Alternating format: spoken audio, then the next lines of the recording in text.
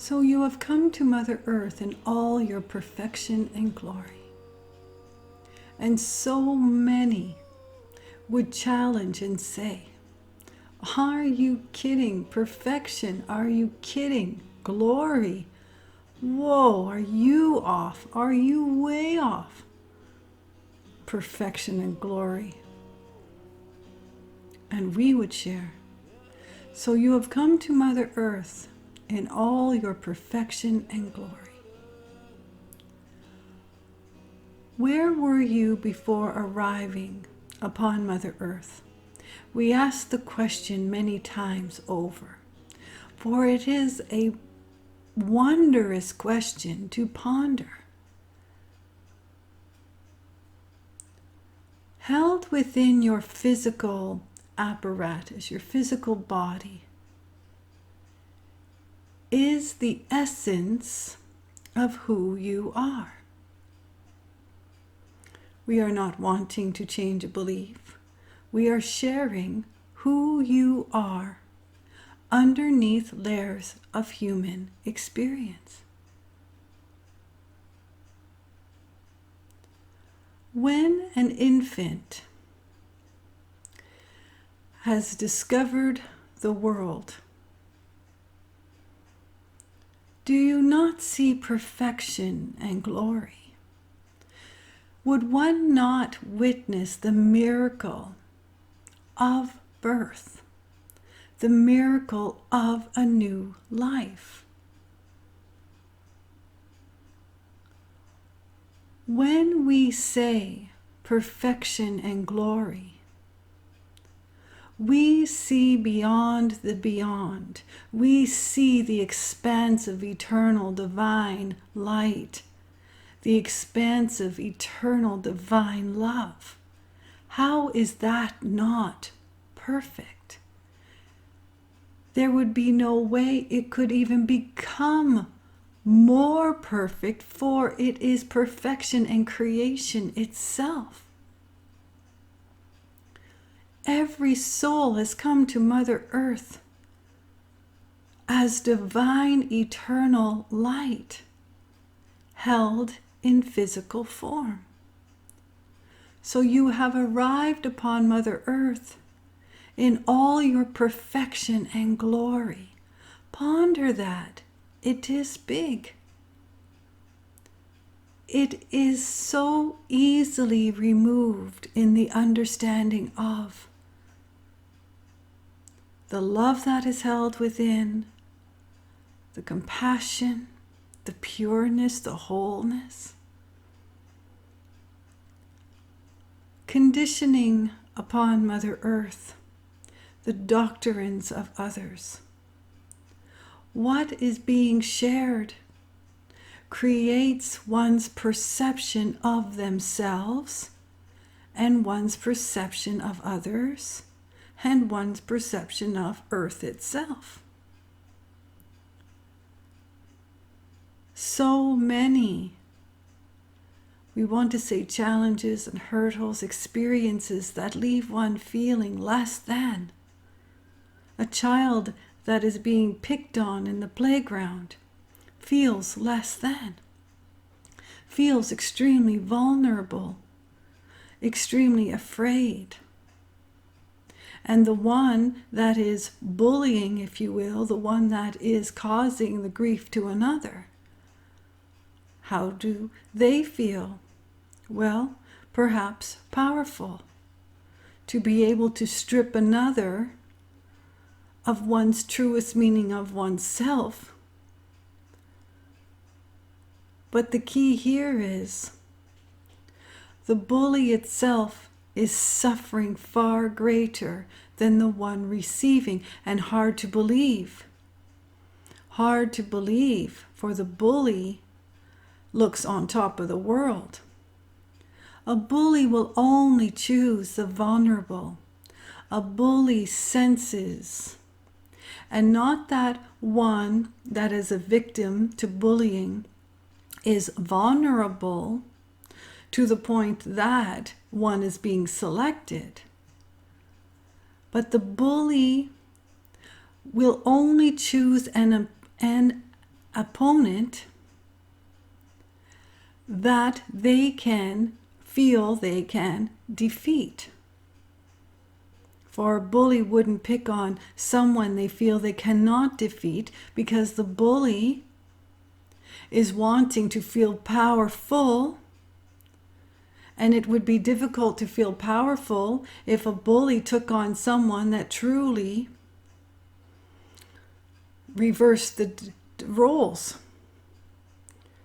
Then the bully would become powerless very quickly. So the bully, wanting to feed the lack of love held inside, creates a space to find one that they feel they can defeat. All these circumstances and situations, we just use that one small example. There's hundreds of thousands of examples that sculpt one in life. And bullying does not stop in the playground. You most certainly see it in corporate offices and many other places, many other workplaces. You see it as adults, is what we are trying to say.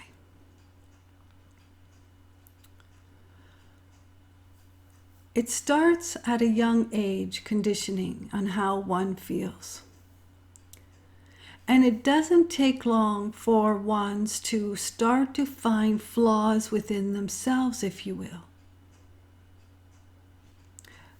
So many times ones feel good about themselves, especially little ones. Oh, I'm good at running. I'm good at this. I'm good at that.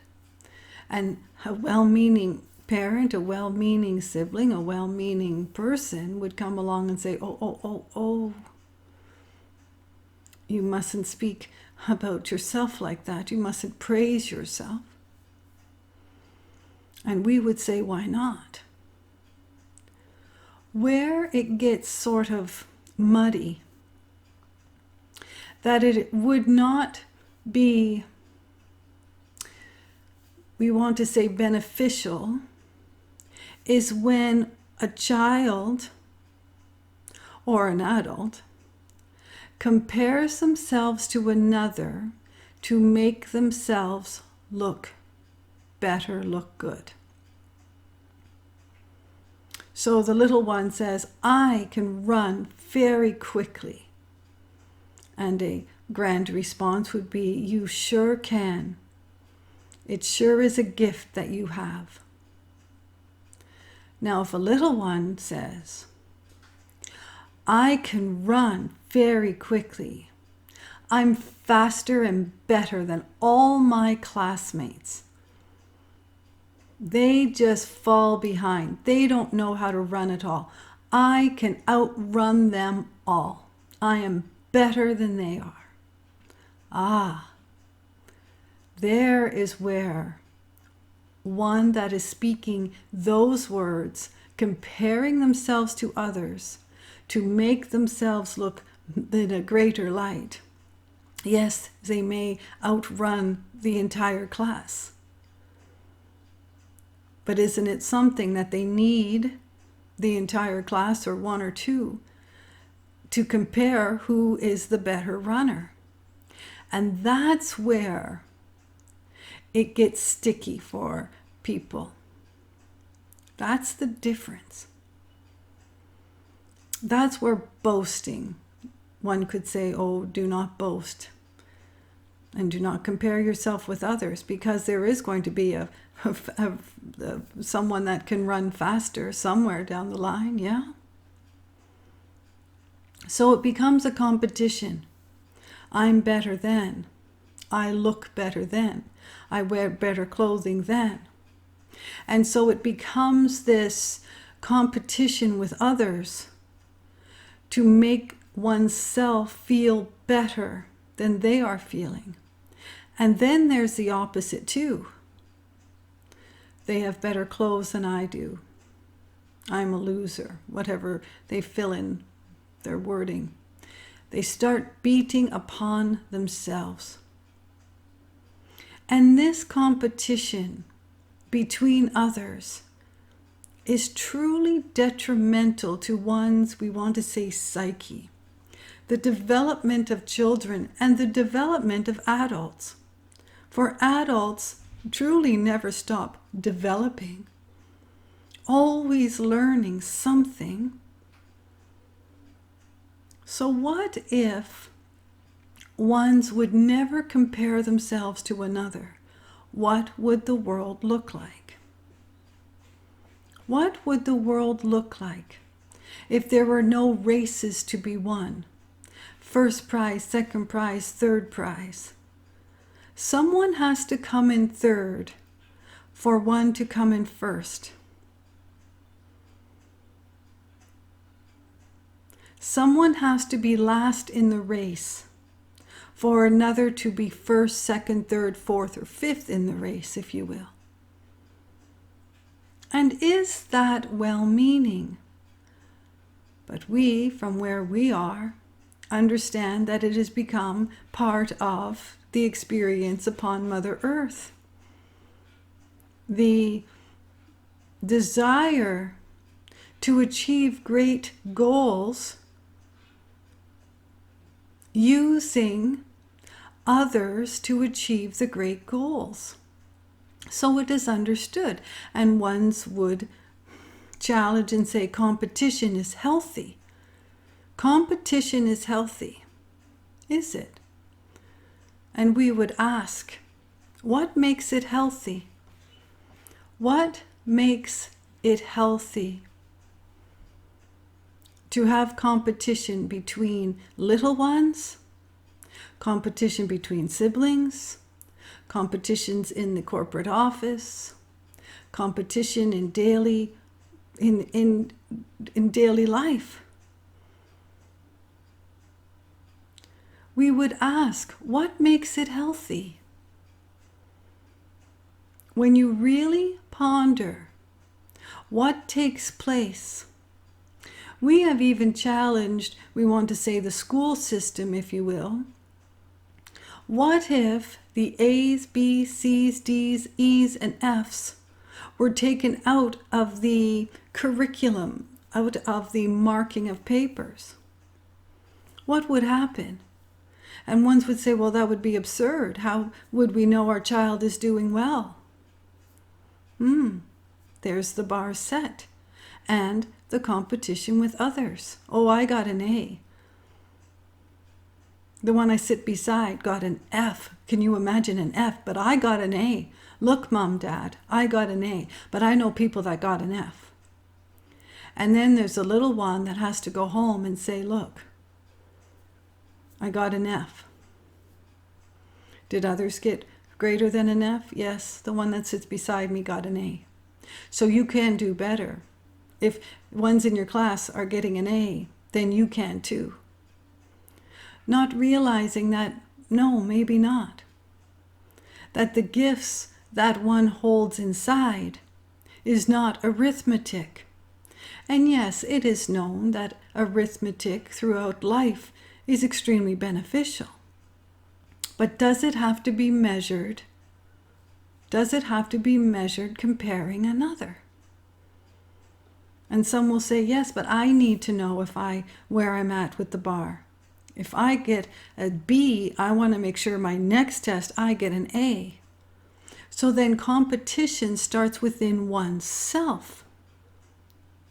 And then when an A is not achieved, the condemning starts within oneself, beating upon oneself, making one's, we want to say, psyche fragile, causing all kinds of havoc from within.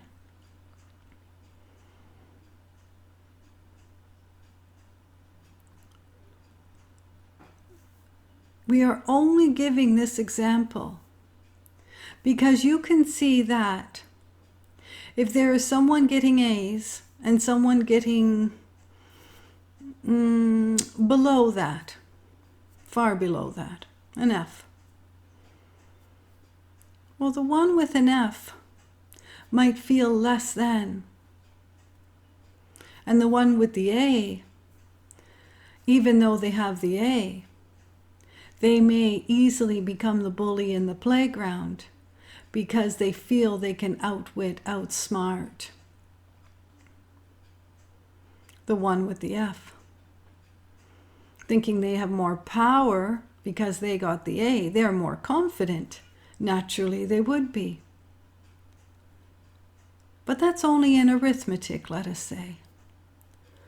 What if the one that had an F had the grandest, greatest sense of knowing who they are, with the grandest, greatest sense of compassion, kindness, love, and forgiveness?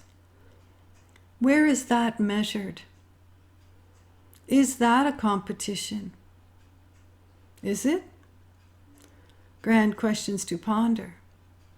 Why is compassion not measured in a classroom? Why is kindness not measured in a classroom? It can be brought forth, but then it becomes a competition, does it not? Even though it represents something of goodness, just like arithmetic. I got an A in compassion. You got a C in compassion. I got an A. I got an A. You got a C.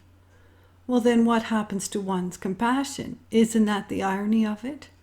How compassionate is one if they're pushing it in the other's face that they got a C and the one that has the highest compassion got an A.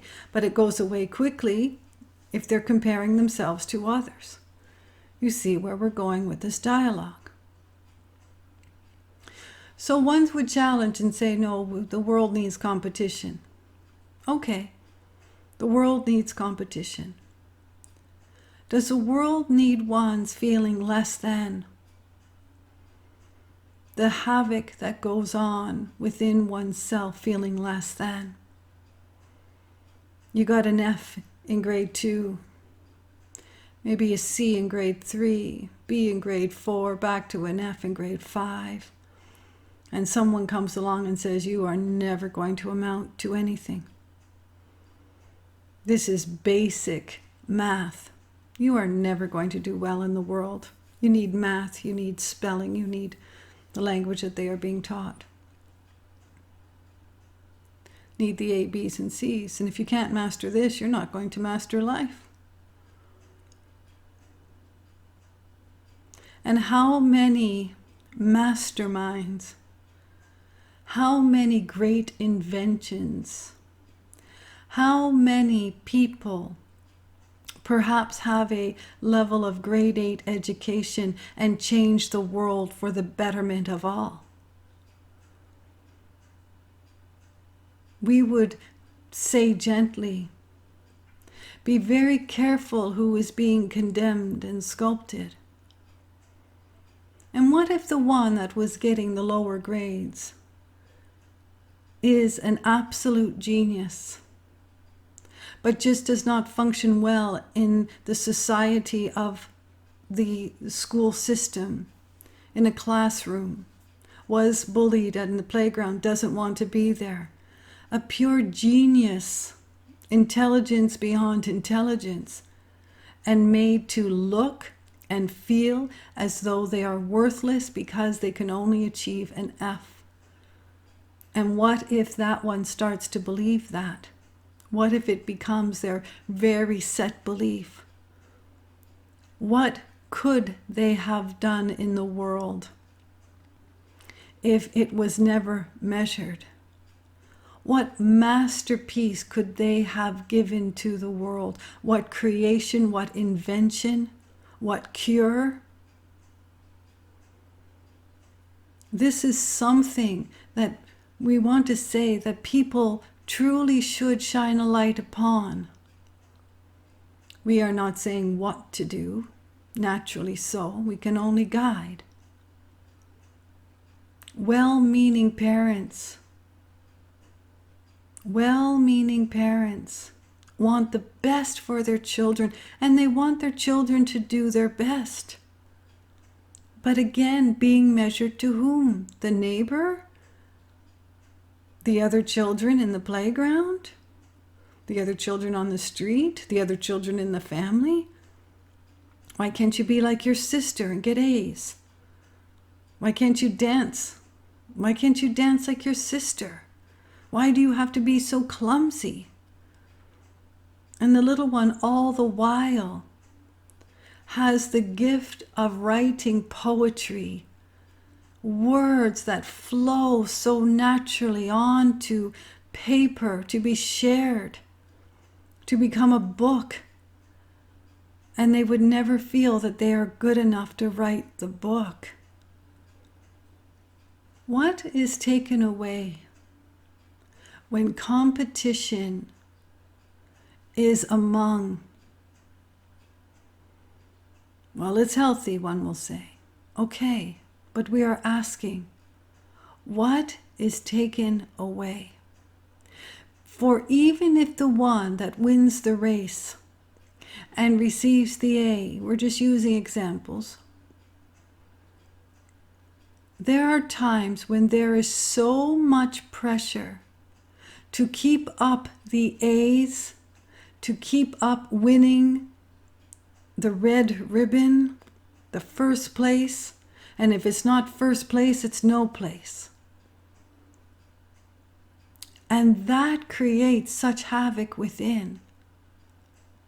There are ones that feel so pressured in living up to what was created, they will take their own life. So we would ask, what makes competition healthy? What makes it healthy? What makes it necessary? And we understand the world works with competition, but not every place in the world has competition. There are places in the world where everyone is respected and honored. There are places in the world where all are praised and recognized for their own personal attributes, part of the community as a whole. And here you have the grandest sense of joy and happiness among people, contentment among people.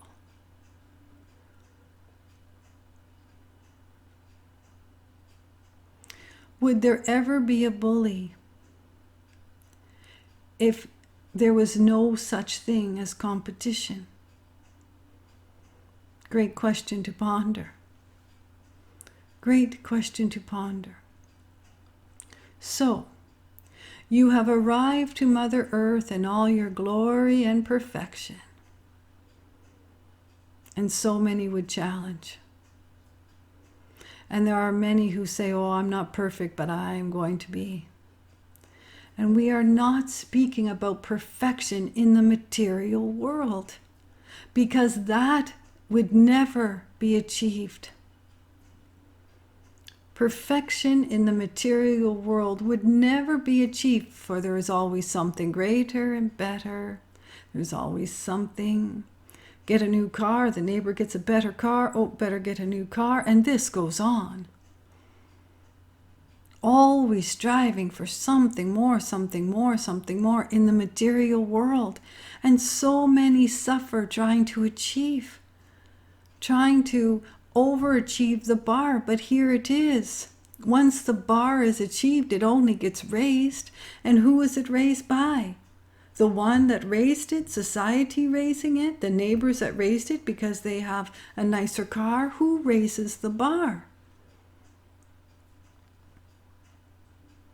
Isn't it fascinating that ones seeking perfection in the material world are so often dissatisfied because they know intuitively it can never be achieved? Ones that are high on the corporate ladder, or just high in success, what ones may deem as success. Some see success as opening their eyes in the morning and a new day is granted, and they feel successful and vibrant and joyous and content. Others see a new day and they are burdened with with getting over that bar, getting to the bar, and then raising the bar. Always having to be. How many are living their authentic selves? How many?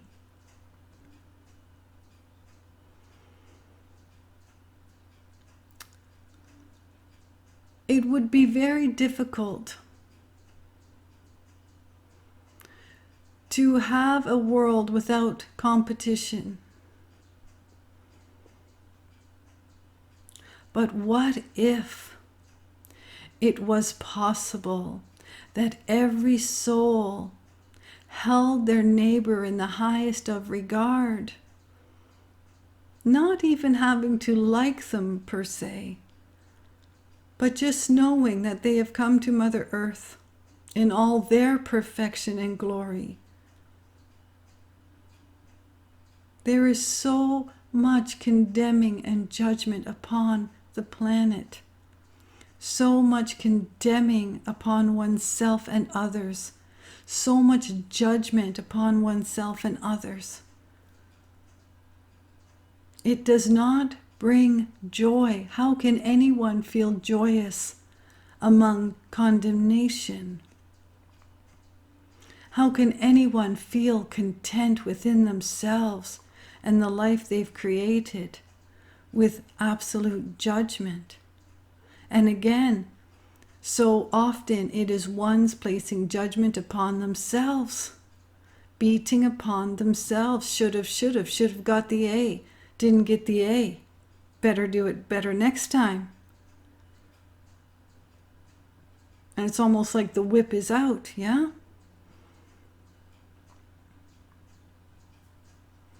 What if there was no bar to raise, to get to, no ladder to climb? And we are not suggesting that you do not improve every day, or you do not, if you wish to climb the corporate ladder, make it to the top, yay. If that's what floats your boat, that is creation. But so many times it is a competition, and you have to walk on a few people to make it up the ladder. And just like the race, there has to be people on the bottom rungs to support the ladder for the top. You cannot just be at the top and not have anyone, we want to say beneath, but that's not the correct word. But if you use the metaphor of a corporate ladder, if you are at the top, you must understand that there are ones holding the ladder in place for you to be on top, ones holding the balance. And if everyone just walked away of all the rungs in which they are on, the one at the top would tumble very quickly, spontaneously.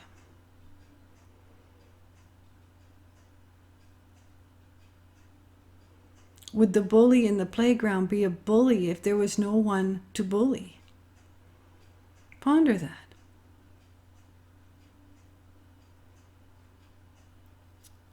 When ones discover the understanding of the grandest of love and the grandest of light held within, and with that understanding that all upon Mother Earth hold the same light, do you think there is competition in the heavens? Some think so. Some think that ones don't even make it to the heavens because of the life they lived. It would feel absurd if there was condemnation and judgment and corporate ladders in the heavens, where all is divine, eternal light of oneness, of wholeness in the vastness of all that is. It would feel absurd that there would be competition, that someone would have to lose for another one to win. Think about how it would be in divine eternal light, and think about what makes it divine eternal light. Is it because there is no condemnation, no judgment, no competition between others?